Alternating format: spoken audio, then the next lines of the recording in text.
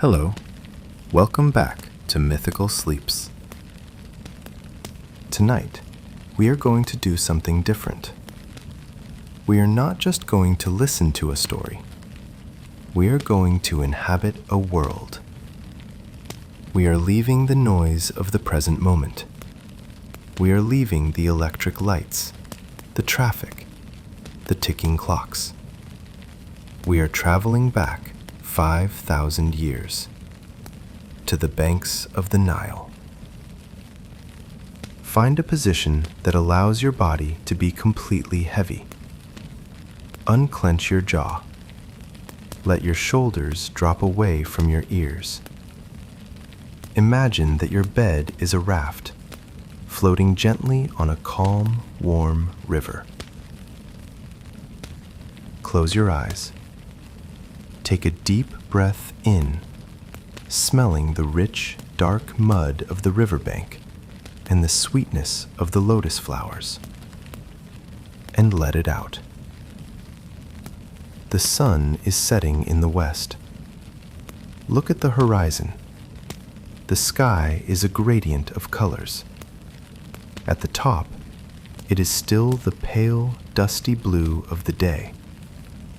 But as your eye travels down, the blue deepens into violet, then into a bruised purple, and finally into a burning, deep orange where the sun touches the mountains. The air is cooling down. All day the desert has been hot, but now a gentle breeze is rising from the water. It brushes against your skin. It is the perfect temperature. You can hear the sounds of the day fading away. The birds in the papyrus reeds are settling down to sleep. The farmers are walking home from the fields, their silhouettes dark against the sky. The world is preparing to rest. And on the river, a great boat is approaching. It is the Mesectet, the night barque of the sun god. It is magnificent. It is made of cedar wood, imported from the distant mountains of Lebanon. The wood is dark, polished with oil until it shines like glass. The hull is inlaid with gold and lapis lazuli. As the last light of the sun hits the boat, the gold glows. It looks like the boat is made of solid fire. We are going to step onto this boat. We walk across the wooden gangplank. Feel the wood beneath your bare feet. It is smooth and warm, retaining the heat of the sun. We find a place on the deck. There are rugs woven of soft wool, cushions of linen. Sit down, lean back. The boat rocks gently. Creak, splash, creak, splash. The current of the Nile takes us. We are drifting toward the gap in the western mountains, the Manu Mountain, the gate of the west. The sun dips below the rocky peaks. The light vanishes, and the journey into the night begins. We enter the first hour. The Egyptians called this hour "She who splits the foreheads of the enemies of Ra." But do not be afraid of the name. For us, it is a place of transition. The boat passes through the narrow cleft in the rocks. The sky above is cut off. We are entering a cavern. The air changes instantly. It is no longer the open air of the desert. It is the cool, still air of the earth. It smells of ancient stone. of dust that has not moved for 1,000 years. The river continues here, underground. This is the Urness, the celestial river. The water is black, not the blue of the ocean, but the black of obsidian. It is perfectly still. There is no wind here to create ripples. The boat moves by magic alone. There are no oarsmen yet. The boat is pulled by an invisible current, deeper than the tide. Look at the walls of the cavern as we pass. They are high and smooth. Carved into the rock are hieroglyphs, spells of protection. They glow with a faint inner light, turquoise and emerald. They cast shimmering reflections on the black water. We are approaching the first gate. Standing on the banks of the river are the guardians. We see 12 goddesses on the right bank. They stand tall and still, their arms at their sides. They are the silent ones. They do not speak. They do not judge. They simply witness your passage. Their presence is calming. They are the sentinels of sleep. On the left bank, we see the baboons. 12 divine baboons, their fur silver in the gloom. In the waking world, baboons are loud and chaotic. But here, in the first hour, they are the priests of the night. They stand upright. They raise their hands in a gesture of praise, and they begin to sing. Listen to their song. It is not a screech. It is a low, resonant drone. Om. Ah. It is a vibration that you feel in your chest more than you hear with your ears. It is the sound of a heavy door opening. They are singing the sun to sleep. They are singing the world to sleep. Ra stands in the center of the boat. He is no longer the blinding hawk of noon. He is Atum, the ram-headed god, an old man leaning on a staff. He nods to the baboons. "Open the way," he whispers. "I am the one who enters the dark. I am the one who brings rest." The heavy stone gates of the first hour swing open. The sound of stone grinding on stone echoes through the cavern. Rumble. The gates part. The boat glides through. We leave the memory of the twilight behind. We enter the second hour. The Egyptians called this hour the Wise One.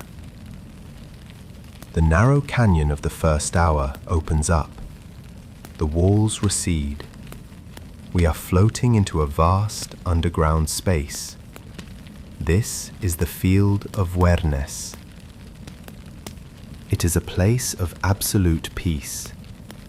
Imagine a fertile river delta at night. The river widens until it stretches out like a lake. The water here is not black. It is a deep, rich blue. It is calm, so calm. 4 other boats appear from the shadows to tow us. Look at the rowers. Their skin is painted blue like the night sky. Their kilts are white linen. They dip their oars into the water. Splash, splash. The sound is rhythmic, hypnotic. They are not rowing with effort. They are gliding. Look at the banks of this great underground river. This is the home of the blessed dead. The souls who lived with Ma'at, with truth and balance, rest here. They have been given land in the afterlife. Look at their fields. The grain grows tall here, taller than a living man. The stalks are made of turquoise. The wheat ears are made of gold. There is a gentle breeze in this cavern, created solely by the passing of the sunboat. Watch the wind ripple through the golden grain. Swish, swish. A wave of motion traveling across the fields. The souls of the dead stop their work to watch us pass. They stand among the grain. They raise their sickles in salute. They do not speak. They smile. For them, Ra is the only sun they know. His passing marks the beginning and the end of their time. While he is here, they are awake. When he leaves, they return to the sweet, dreamless sleep of eternity. Ra raises his hand to bless them. Peace to your hearts, he says softly. Breath to your nostrils. The water is yours. The grain is yours. Your rest is eternal. We drift past them. The boat moves slowly. There is no rush here. Time has stretched out. 1 hour feels like a lifetime. The air is cool and damp, smelling of river mud and growing things. You feel safe here. You are surrounded by the ancestors. You are surrounded by peace. Let the boat carry you deeper. We enter the 3rd hour. The Egyptians called this hour, "She who cuts souls." But do not fear the name. It means she cuts away the noise. She cuts away the worry. She leaves only the essential silence. The landscape changes. The grain fields of Werns fade into the darkness behind us. The river becomes narrower.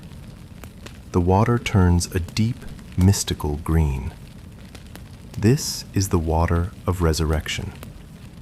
We are entering the kingdom of Osiris. Osiris is the lord of the underworld. He is the mummified god, the still one. While Ra is movement, Osiris is stability.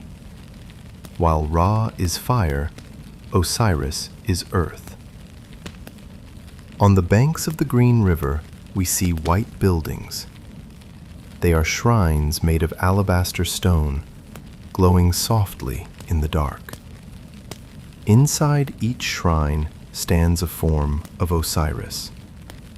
They are wrapped in white linen bandages. They stand perfectly still, their arms crossed over their chests, holding the crook and flail. They are sleeping the deep sleep of the ages. But watch what happens as our boat approaches. The golden light from Ra's shrine casts a beam onto the shore. It touches the white alabaster of the shrines. The doors swing open, and for just a moment, the mummies wake up. They open their eyes. They take a breath. They come alive in the presence of the sun. Ra speaks to them. I have come. I have brought the air. I have brought the light. The forms of Osiris answer him with a low hum of gratitude. It is a sound like bees in a hive, a vibration of life returning. And then, as the boat passes, the light moves on. The mummies close their eyes. They exhale. The doors of the shrines close. they return to their rest. This is the rhythm of existence. Waking and sleeping. Waking and sleeping. You are part of this rhythm. Your body is heavy like the stone of the shrines. Your mind is quiet like the linen-wrapped gods. You are drifting past the kingdom of Osiris, drifting toward the desert. The third hour is long and quiet. The boat moves heavily through the thick green water. You can hear the creaking of the ropes, the soft thud of the wooden hull pushing against the current. But look ahead. The river is changing. The banks are rising up, becoming steep walls of rock. The fertile mud is turning into dry, gray sand. The green water is becoming shallow. We are running out of river. The boat shudders as the keel touches the sandy bottom. Scrape. We are approaching the land of Sokar, the desert of the underworld. The boat of Ra cannot sail on sand. We must change. The transformation is coming. Prepare yourself for the silence of the desert. We enter the fourth hour, the hour of hidden forms. The water has vanished completely. We are no longer floating. We are grounded. The riverbed here is dry, cracked earth turning into endless dunes of gray sand. This is the land of Sokar, the realm of silence. The boat of Ra cannot sail on sand. The wooden hull would splinter, and so a transformation must take place. Watch closely. The golden wood of the Mesektet begins to shift. The planks groan and reshape themselves. The prow of the boat elongates. It grows scales made of flint. It grows eyes that burn like coals. The boat turns into a massive, two-headed serpent. A head at the front to watch the path. A head at the back to guard the rear. From the mouths of the serpent, a magical fire breathes out. It is not a fire that burns. It is a fire that lights the way through the absolute dark. The boat has become a sledge, a snake boat designed to glide over the dunes. We are no longer towed by boats. 4 new gods appear from the shadows to haul us. They are not rowers. They are the haulers of the ways. They take the heavy ropes of palm fiber. They place them over their broad shoulders. They lean forward, digging their heels into the soft sand. They begin to pull. Heave. Heave. The serpent boat lurches forward. It begins to slide. Listen to the sound. It is different from the water. Swish. Swish. It is the dry, rhythmic friction of scales on sand. It is a sound like the wind blowing through dry grass in an empty field. The path through the 4th hour is not straight. It is a zigzag. The landscape is treacherous. There are pits of darkness. There are walls of sheer rock. The haulers must navigate carefully. They pull us to the left, toward the gate of the knife. Then they pull us to the right, toward the gate of the flame. We pass through heavy doors of fire, but because we are with Ra, the fire does not burn us. It washes over the boat like warm water. It cleanses the dust of the journey. This land is called Rosatau, the mouth of the passages. It is the most desolate place in the universe.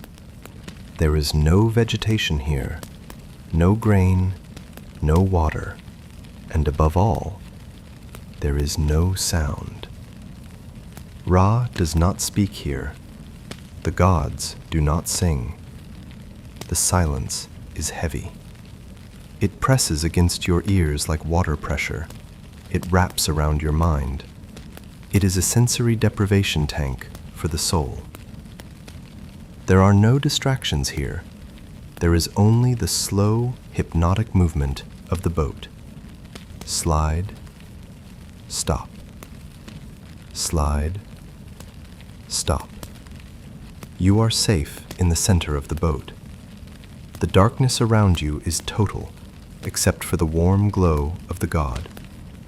You are a spark traveling through the void, drifting deeper, sinking lower, becoming heavy.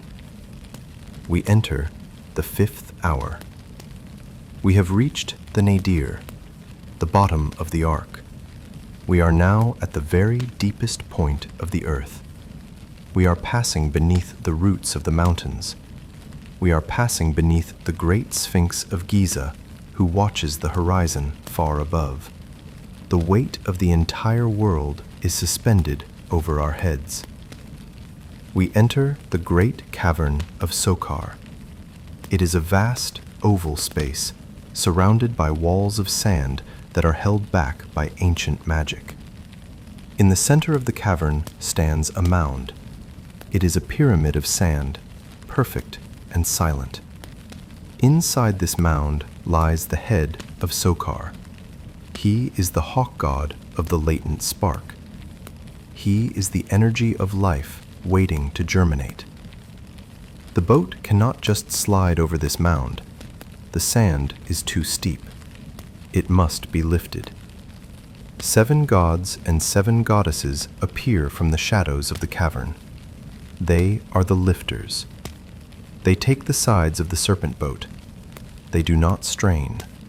They lift with the strength of the earth itself. We float upward, carried by their hands. We pass over the head of Sokar. As we pass over him, the beetle, Kepri, begins to stir within the boat. The proximity to Sokar wakes the energy of rebirth. Deep calls to deep. The old sun connects with the new sun. A pulse of energy ripples through the boat.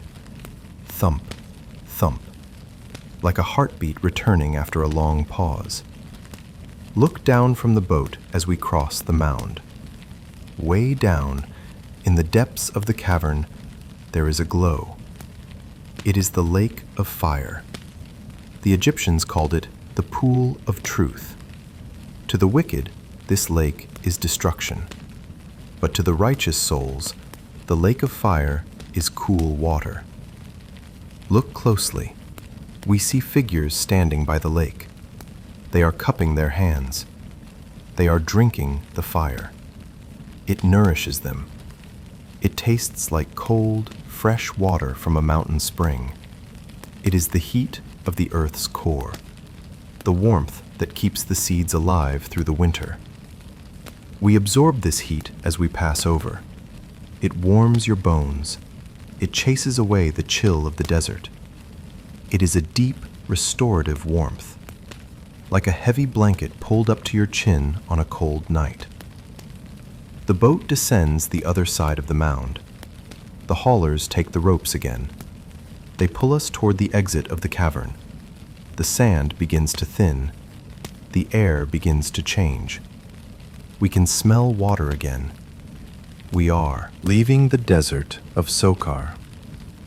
We are approaching the center of the night. Midnight is coming. We are approaching the 6th hour. The haulers pick up their pace. The friction of the sand lessens. Ahead of us, the dry riverbed begins to glisten. Moisture returns to the air. The serpent boat senses the change. The scales begin to recede. The wood grain returns. The flames in the mouths of the snake flicker and die out, replaced by the soft golden light of Ra. We slide down the last dune and splash gently into the water. Splash. But this is not the river from before. This is the noon, the primordial ocean, the abyss, the depth of depths. The water is black, starless, and infinite. We drift out into the center of the abyss. Silence falls over the universe. We have arrived at the turning point. We enter the 6th hour. Midnight, the hour of arrival. The boat is floating now in the noon. This is not ordinary water. It is the primordial ocean that existed before the world was created. It is black, starless, and incredibly deep. There is no sound here, not even the lapping of waves.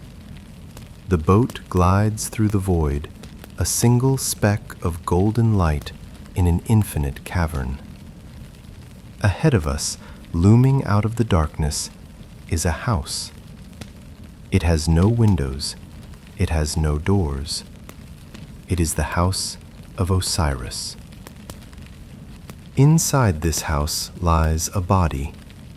It is the corpse of Osiris, the king of the dead. But it is also the body of Ra himself. You see, Ra is the soul, the Ba. He travels the sky during the day. Osiris is the body, the Khat. He remains in the earth. They have been separated since the dawn of time. But tonight, at this exact moment, they must meet. The boat comes to a gentle stop. The movement ceases. The universe holds its breath. Ra steps down from his shrine. He is a figure of pure light. He walks across the deck. He steps off the boat and descends into the darkness of the house. Ra approaches the sleeping form of Osiris. He hovers over the body. And then the union happens. The soul enters the body. Ra Osiris. He who is in the horizon becomes one with he who is under the earth. Imagine the energy of that moment. It is not a loud explosion. It is a silent flash of unimaginable power, like a dying star suddenly reigniting. The battery of the sun is recharged. The tired old man, Atum, is filled with the raw, youthful power of the eternal king. Life conquers death. Order conquers chaos. Around the house, the millions of souls who live in this hour wake up. They bow. They cheer. Hail to thee! Ra is one with Osiris. The circle is unbroken. The moment lasts for only a heartbeat. But in that heartbeat, the energy for the next day is created. Ra separates from the body. He rises back to the boat. He looks different now. He stands taller. His light is whiter, sharper. He has the strength to face the morning. He steps back onto his shrine. The boat shudders. The journey resumes. We leave Osiris behind in his peaceful sleep, waiting for the next night. We enter the 7th hour. The exhilaration of the union fades. A tension enters the air.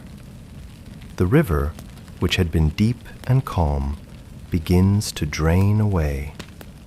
The boat slows down. Ahead of us, rising out of the gloom, is a massive sandbank. It blocks the river completely. And lying on the sandbank is the enemy. Apep, Apophis, the great serpent. He is the embodiment of chaos, the uncreator. He is massive, 450 cubits long. His coils are endless, wrapped around the mountain of the underworld. His scales are like plates of iron. He has swallowed the water of the river to strand the boat. He wants to stop the sun. He wants to stop time. He wants the universe to collapse back into nothingness. He lifts his head. He hisses. It is a terrible sound, like steam escaping a fissure in the earth. Hiss. It scrapes against the soul. The boat stops. We are stranded. The gods on board are afraid. They draw their spears. But Ra does not fight. Ra is the king. A king does not dirty his hands with chaos.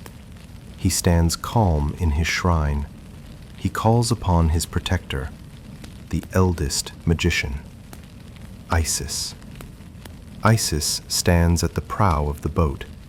She does not carry a weapon. She carries her voice. She raises her arms. Her linen robes flutter in a wind that isn't there. She looks the great serpent in the eye. She begins to chant. Fall back, Apep. Turn back, disturber of the way. Your head is crushed. Your coils are cut. Your voice is silenced in the deep. She speaks words of power, Heka, words that are older than the stone of the mountains. Her words form chains of golden light in the air. They fly toward the snake. They wrap around his body. Apep struggles. The ground shakes. This is the origin of earthquakes in the world above. But the magic holds. His jaw is locked. He cannot swallow the sun. Then, the great cat appears, a divine lynx with eyes like knives and fur like the night sky. It leaps from the boat onto the sandbank. It is not a battle of rage. It is a battle of precision. The cat pins the head of the snake.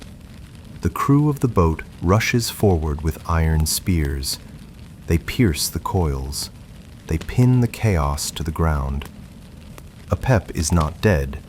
Chaos can never be fully destroyed, but he is subdued. He opens his mouth. He vomits up the water he swallowed.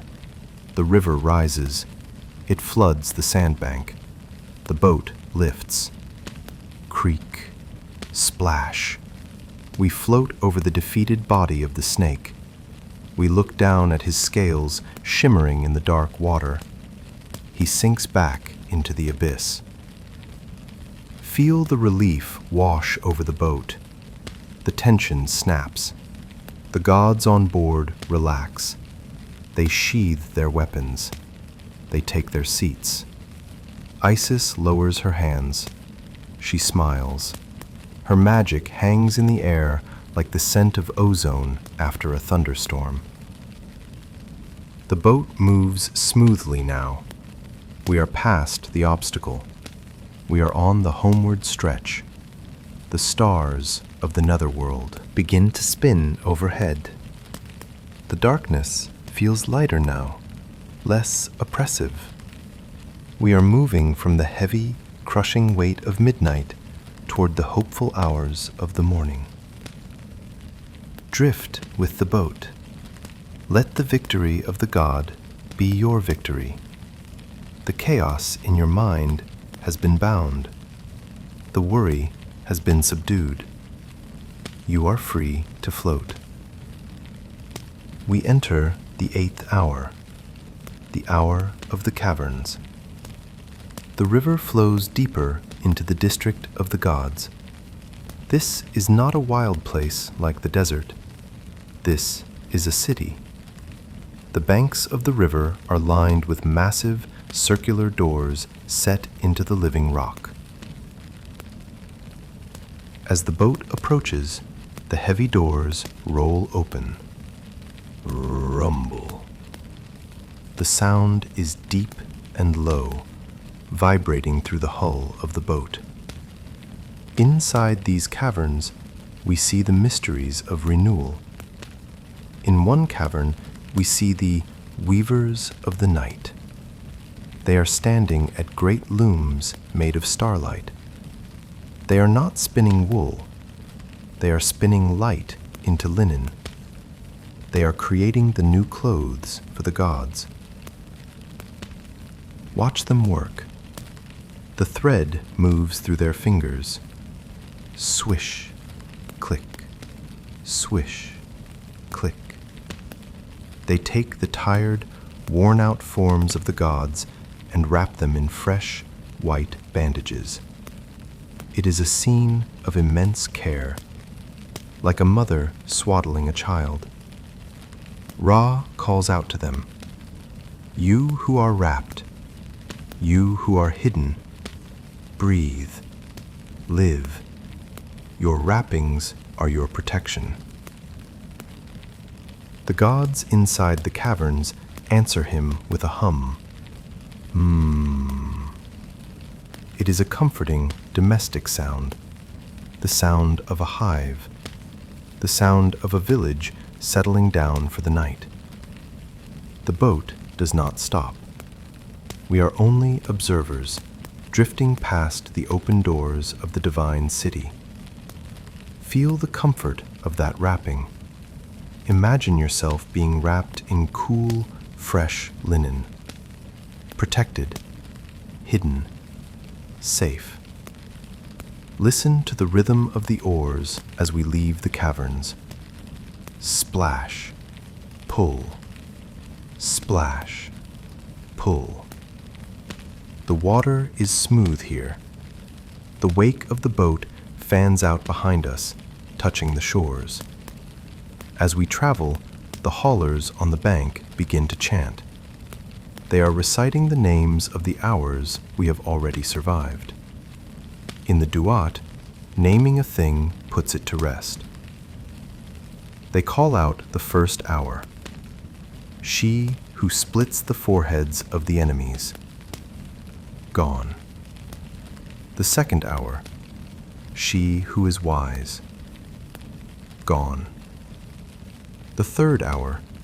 She who cuts souls. Gone. The fourth hour. She who has power. The fifth hour. She who guides. The sixth hour. She who arrives.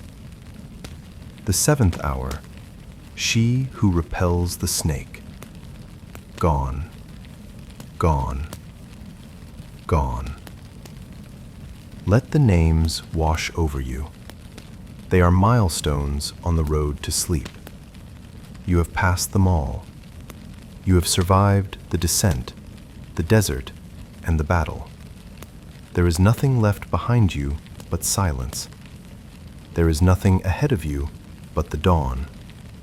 You are exactly where you need to be. We enter the 9th hour, the hour of images. The river becomes very wide here. It stretches out to the horizon. The water is cool and dark turquoise. Floating in the water, we see figures. These are the drowning ones. In the world above, drowning is a tragedy. But here, in the magical logic of the underworld, it is a blessing. To drown in the cool waters of Osiris is to be suspended in life. They are not dead. They are floating in the new, the celestial abyss. They lie on their backs, their arms spread wide, looking up at the stars of the netherworld. They are weightless. They feel no pain. They feel no heat. They feel no hunger. The water supports them completely. Ra speaks to them from the deck of his boat. O you who float in the abyss, you who are refreshed by the cool currents, your breath is your own, your water is your own. Peace be upon your suspended souls. The rowers of the boat dip their oars gently. They do not want to disturb the sleepers. Splash! The ripples move out from the boat, gently rocking the floating souls. Up and down. Up and down. Imagine you are one of them, floating in the cool, dark water, held by the current, totally weightless. Drifting toward the morning, we enter the 10th hour. The atmosphere begins to change. The deep, heavy relaxation of the 9th hour shifts into a quiet anticipation. We see warriors gathering on the banks. They carry bows and axes, but they are not fighting. They are the bodyguards of the dawn. They are clearing the path for the sunrise, sweeping away the last shadows. Inside the boat, the transformation is almost complete. Look at the central shrine. The old man, Atum, is fading. In his place stands Khepri. Khepri is the scarab beetle, the symbol of self-creation. He stands upright. He holds a ball of pure light in his front legs. It is the egg of the new sun. The beetle represents potential, energy coiled up and ready to spring. The boat begins to glow with a pure white light. The water of the river reflects it, turning from turquoise to silver. We are moving faster now. The current is picking up. We are rushing toward the east. We are rushing toward life. In this hour, we witness a healing. The eye of Ra, the sun itself, was damaged during the twilight. It grew dim, but now the healers approach. Serket, the scorpion goddess, Bastet, the cat goddess. They step onto the boat. They tend to the light.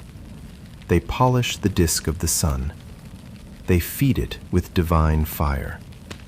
Watch as the light grows stronger, brighter, clearer. Feel that healing energy extend to you. Just as the eye of the god is restored in the 10th hour, so are you. Your body is repairing itself as you rest. Your muscles are knitting back together. Your mind is clearing away the fog. The night is not just a pause, it is a medicine. You are being polished. You are being renewed, ready for the new day that will come. But not yet. Not yet. We enter the 11th hour, the hour of the starry ones. The absolute blackness of the deep underworld is thinning. The sky above the river is turning a deep, rich charcoal gray. Ahead of us lies a massive shape. It is a serpent. But this is not an enemy like Apep. This is the Mehen, the world encircler, the serpent of time. The boat does not steer around it, it steers directly toward it. We sail into the open mouth of the serpent's tail. We are inside the snake. This is the final transformation chamber. The interior of the serpent glows with a red, nebulous light. As we slide through the coils, the last remnants of the old day are stripped away. The exhaustion of the sunset, the dust of the desert, the smoke of the battle. It is all shed like old skin. It falls away into the dark. The boat slides through the body of time, and when we emerge from the snake's mouth, the transformation is total. Ra is no longer the ram-headed man. He is no longer the beetle. He is a child, a golden child sitting on a lotus flower. He is pure potential. He is new.